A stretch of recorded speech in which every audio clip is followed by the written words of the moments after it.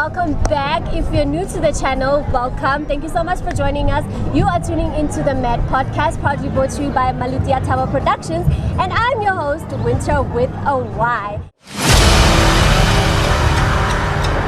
Representing the office of the Premier, MEC Makume from COGTA and Human Settlements. Sir, thank you so much for joining us. Thank you very much, and thank you to our viewers and listeners. It's very lovely to have you here today, and we feel honored to be hosting you today.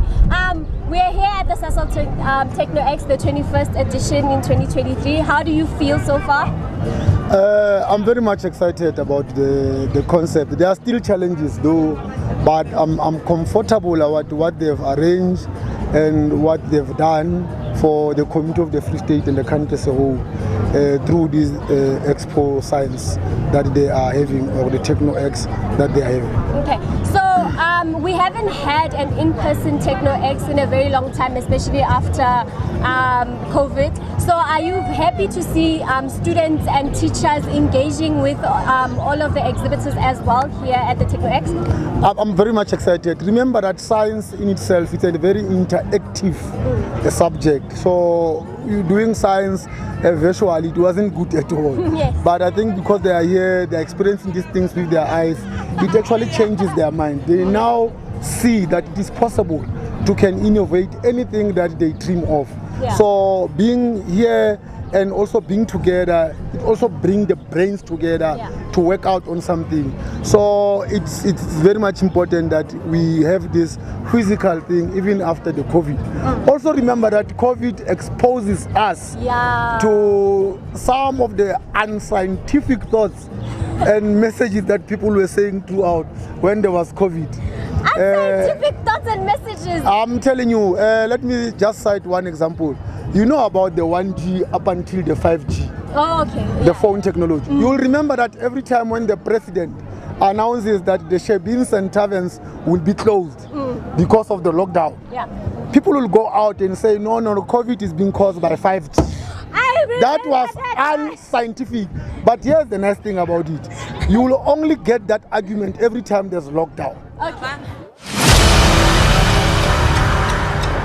Okay, speaking about the whole AI thing, not personally, I'm still scared of this whole thing where robots are going to take over.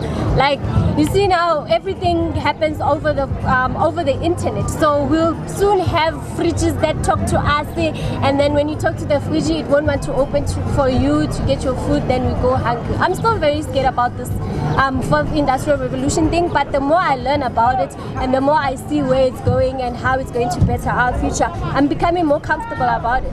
But you, as an elder coming from your age and now moving into the fourth industrial revolution, are you also scared of something like that happening, robots taking over?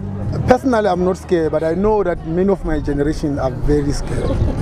Number one, because they will not have time to learn the new technologies because of the age, you know. And number two, it's not easy to adapt to change after having get used to one kind of a lifestyle. So the lifestyle that we were used to is where we get involved physically as human beings.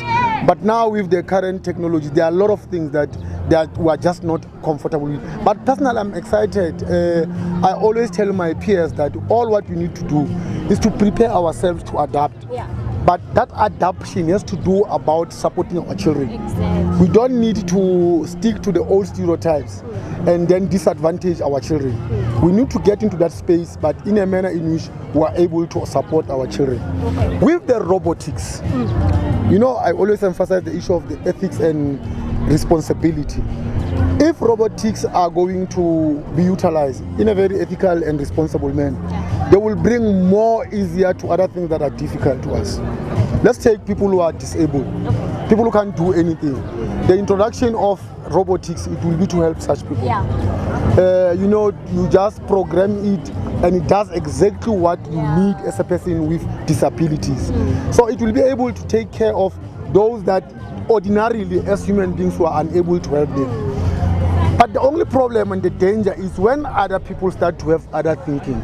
Yeah. start to have other silly and dangerous thinking about how they must use this technology to now start to disrupt life. They're gonna demonize technology. Exactly. I was saying to DM and the Deputy Manamela that you know, the drones, there are already saying that other countries are already thinking as to how they are going to use them for wars.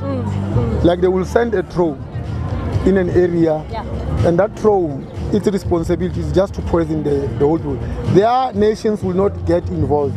Their soldiers will not come physically to the war, but they will now use all these biological and technological means to. So it's dangerous. But just think of a drone fighting crime. So there's a positive side of there it. is a positive Drones being all over while we are at our own peaceful rest. We are able to be guarded in a very technological way.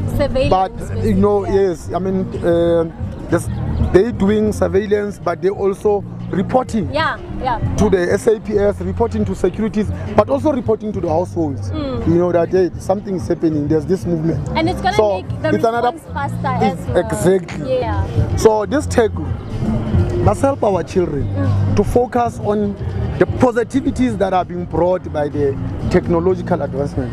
For instance, what I've learned today is that there's nothing, it's human beings who go to Mars. I met a person who's preparing to go to, she's a human being just like me. Really? Yes, but in the olden days, well said, hey, these people that take chances Mars. You're not gonna get you always think, hey, I'm not going to perform. Yo, I will be blocked. Hey, what if there are other aliens living there? So we always think of the worst. We don't think of the positive. What if there's life there? And how do they mitigate the challenges that we are facing now in those other planets? So, and she was saying to us, the most unpredictable planet now is the Earth. Any message that you would want to give out to the young people that are here participating, the exhibitors, the school kids that are here viewing and learning? What is the message that you want to send out to them? Let me start with my peers first. I will really want to encourage them, to encourage our children to come and experience this thing and support them. But also I want to talk to educators. You know, when I grew up and when I was a learner, some teachers used to say maths and science was difficult. Wait, teachers? And yes, because it was difficult for the previous generation that they thought. They then judge us on the basis of those generations. So teachers will just say, but this one is a difficult subject, you rather go to science. So let's try to create an excitement way of encouraging learners to do science and maths. That's the message to educators. Exactly. Now, the message to the exhibitors: continue to do the good work. We are very excited about what we are doing, and we hope that this is not just going to end here. In your own space, in your own time, continue to exhibit. Even visiting schools, not even expecting school to come, visiting schools, going and doing those things practically at the school level. Explaining to children that you were once a learner. You were once seated in a classroom and thought, but today you are an exhibitor, you are a discoverer, you are a researcher, whatever that they are. But to the students, I'm saying take this opportunity to learn.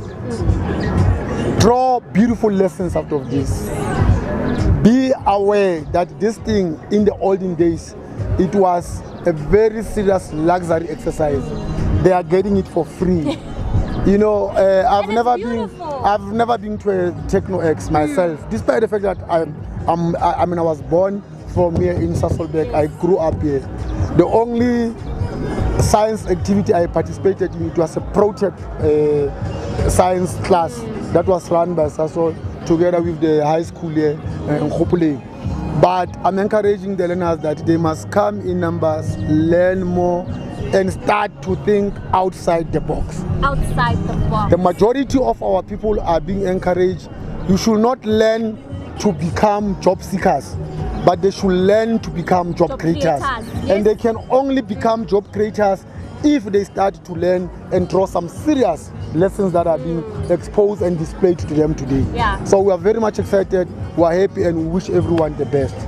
Well said, well said, well said. Thank you guys for sitting with us today. Thank you very, very, very, very much. I'm very honored, and you really did teach me something.